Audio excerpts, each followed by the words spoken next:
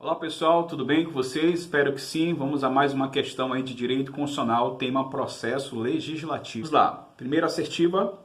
São de iniciativa privativa do Presidente da República as leis que disponham sobre a criação de ministérios, sendo vedada nesta hipótese a apresentação de propostas de emendas de origem parlamentar que implique aumento da despesa prevista. Então vamos lá, processo legislativo, tema bem interessante aí para os concursos públicos. A Constituição Federal, ela traz também linhas gerais acerca da elaboração das nossas leis, aquelas que estão previstas no artigo 59, atos normativos primários, que vão justamente inovar no nosso ordenamento jurídico. Só que para a sua elaboração, quem vai participar do processo legislativo deve obedecer os regramentos constitucionais. E a Constituição ela vai trazer, em algumas situações, justamente uma competência, uma iniciativa para a propositura de um projeto de lei, tipo geral ou comum. Em outras situações, ela vai trazer uma competência privativa a um certo ente ou uma certa autoridade. Então, vamos lá. Vamos acompanhar aqui, lousa, alguns artigos que você tem em mente no dia da sua prova. É o seguinte, vamos lá. A iniciativa das leis complementares e ordinárias cabe a qualquer membro ou comissão da Câmara dos Deputados, do Senado Federal ou do Congresso Nacional, ao Presidente da República, ao Supremo Tribunal Federal, aos tribunais superiores, ao Procurador-Geral da República e aos cidadãos, na forma e nos casos previstos nesta Constituição. Então, nós temos aqui uma competência geral, de iniciativa geral ou comum, beleza? E já no artigo 62, por exemplo, vai trazer são de iniciativa privativa do Presidente da República e há essa aplicação por simetria no âmbito estadual, portanto, iniciativa do governador. Então, olha só, primeira observação, são de iniciativa privativa. Aqui, essa privativa, ela pode ter como um sinônimo exclusiva, tá bom? Aqui não há diferenciação, pode cair na prova como exclusiva ou também reservada. Ok? Aqui, a Constituição, quando trata do processo legislativo, ela não faz essa diferenciação de privativa para exclusiva. Observe aqui na tela. O 62, parágrafo 1º, fala justamente do presidente. Olha só o que diz o artigo 63.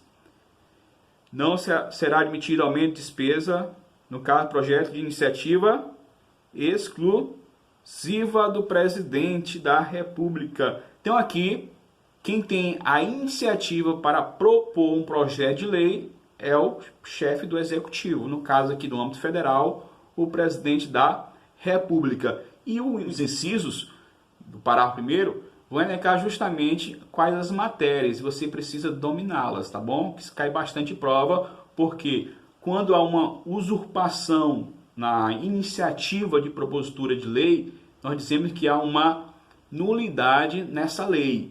E até uma eventual sanção de quem tem iniciativa não convalida o ato é nulo.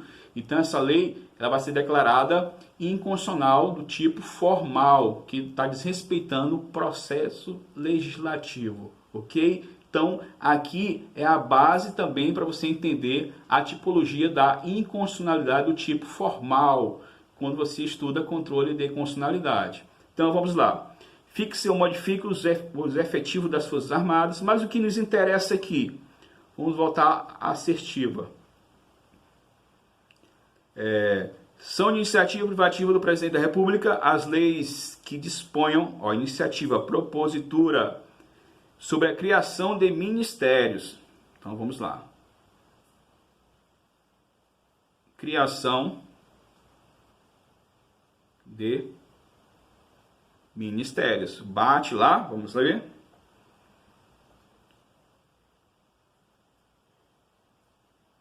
O 2, disponho sobre, vamos lá, aqui ó, letra E, a linha E. Criação dos ministérios. De fato, compete ao presidente da República. Presidente da República. Então a primeira parte está correta. Segunda parte.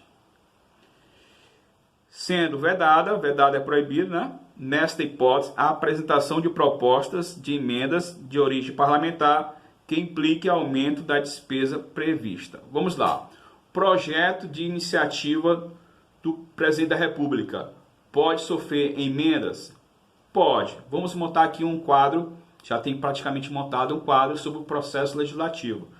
No caso ordinário, está aí na tela, para a gente ganhar tempo. Então, um projeto de lei iniciativa, colocar aqui, bora preencher isso no nosso quadro, do presidente.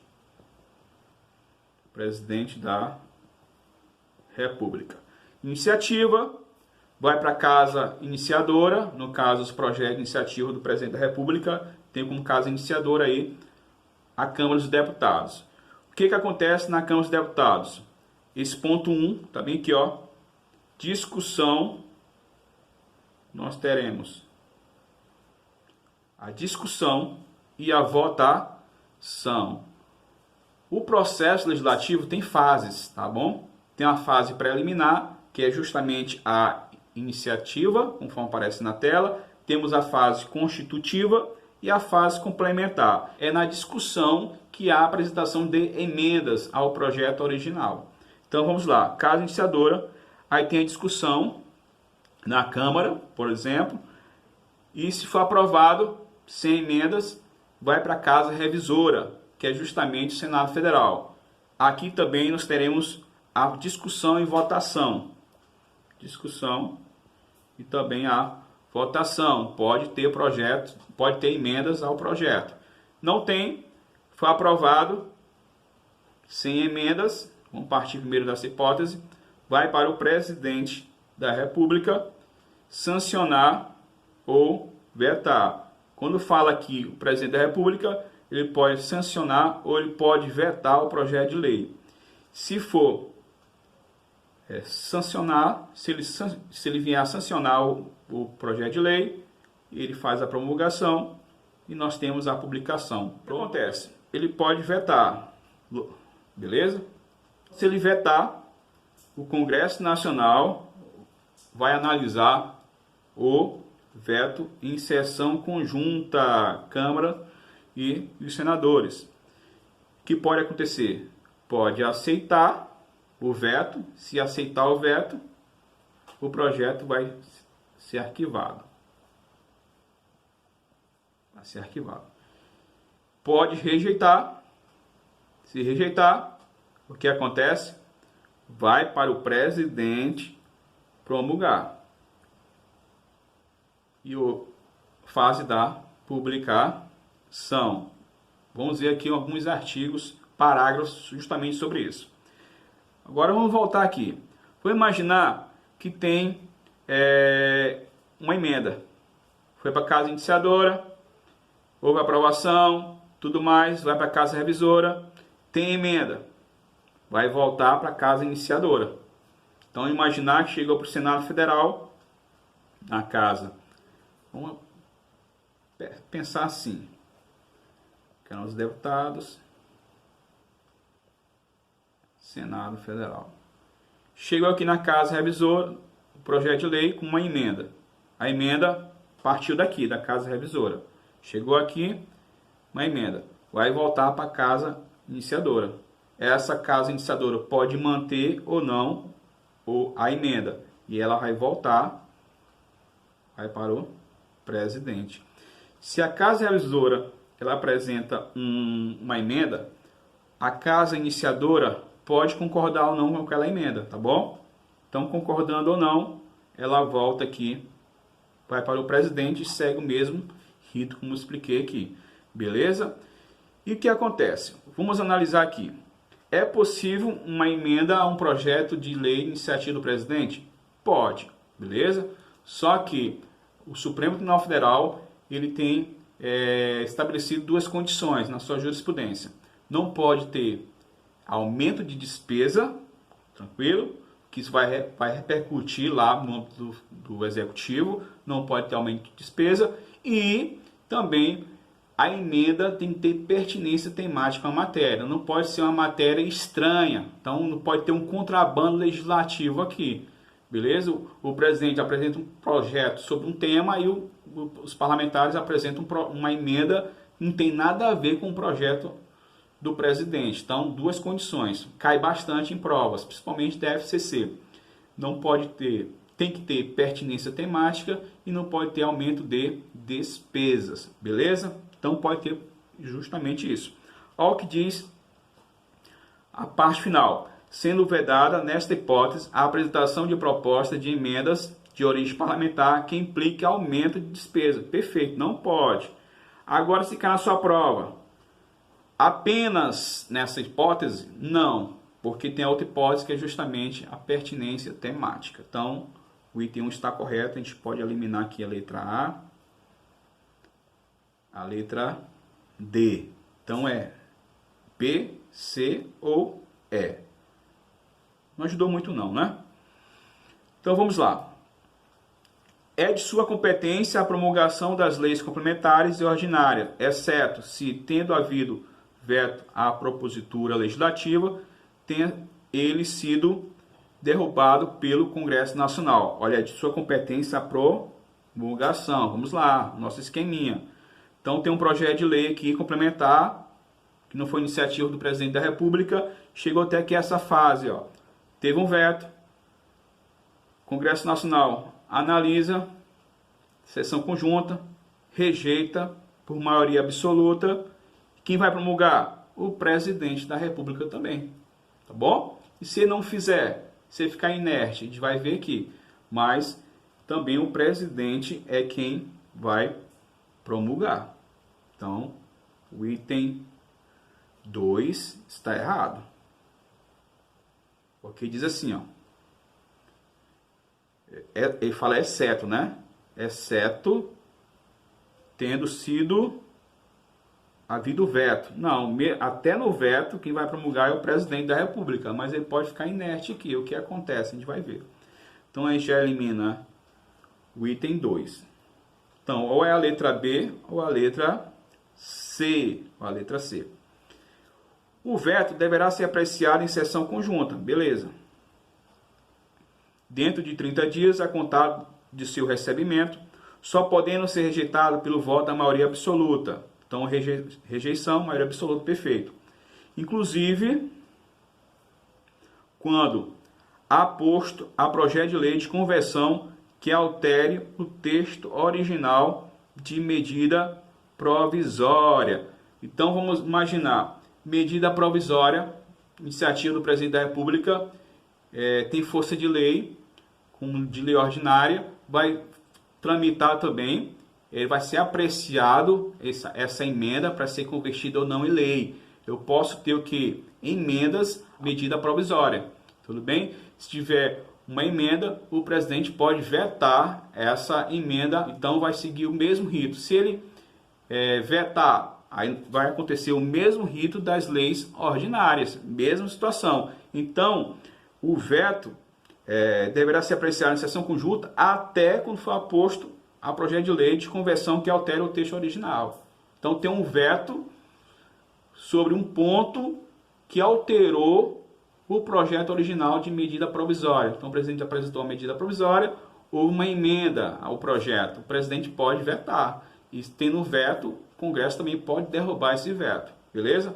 Então, o item 3 está corretíssimo. Então, a letra é 1 em 3, letra B. Vamos aproveitar essa questão para a gente preencher esse quadro aqui, ó. Esse quadro. Vamos lá, vamos fazer a leitura aqui. Rapidão, está terminando. O projeto de lei aprovado por uma casa será revisto pela outra. Então, casa revisora, em um só turno de discussão e votação. E enviada a sanção ou promulgação. Tá? se a Casa Revisora o aprovar, ou arquivá-lo se o rejeitar. Parágrafo único. Sendo o projeto emendado, voltará à Casa Revisora, iniciadora, perdão, vimos isso. A casa na qual tenha sido concluída a votação enviará o projeto de lei ao Presidente da República, que, aquecendo, o sancionará. Ou seja, concordando. Se o Presidente da República considerar o projeto no todo ou em parte inconstitucional ou contrário ao interesse público, vetá-lo-á total ou parcialmente no prazo de 15 dias úteis, contados da data do recebimento, e comunicará dentro de 48 horas ao presidente do Senado Federal os motivos do veto. O veto parcial somente abrangerá texto integral de artigo, de parágrafo, de inciso ou de alínea. Decorrido o prazo de 15 dias, o silêncio do presidente, então chegou lá o projeto de lei, o presidente ficou em silêncio, importará em sanção, isso cai em prova também. O veto será apreciado em sessão conjunta dentro de 30 dias, a contar de seu recebimento, só podendo ser rejeitado pela maioria absoluta.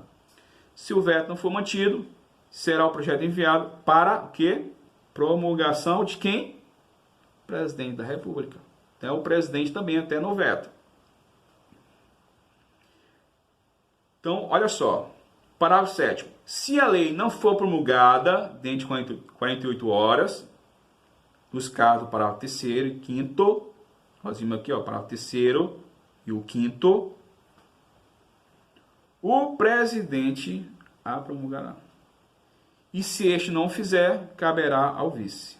Beleza? Então, inicialmente, continua com o presidente da República, com o presidente. Detalhe, se o projeto de lei ele foi rejeitado, arquivado, é possível uma nova propositura? Sim, mas tem aqui algumas condições. Existe uma irrepetibilidade temporal e relativa. Está aqui no artigo 67, ó. A matéria constante de projeto de lei rejeitado somente poderá constituir objeto de novo projeto na mesma sessão legislativa. Mesma sessão legislativa, mediante a proposta da maioria absoluta. Então, essa irrepetibilidade, ela é temporária, assim cai em prova, e ela é relativa. Então, vamos lá. Então, aqui, que pode acontecer nas duas situações, o arquivado. Aí nós temos a situação da irrepetibilidade, que ela é relativa e temporária. Beleza, gente? Então, é isso que eu queria trabalhar com vocês, uma questão aí, não esgotando um tema, mas trazendo uma questão bem interessante da Fundação Carlos Chagas. É isso, e até o nosso próximo vídeo.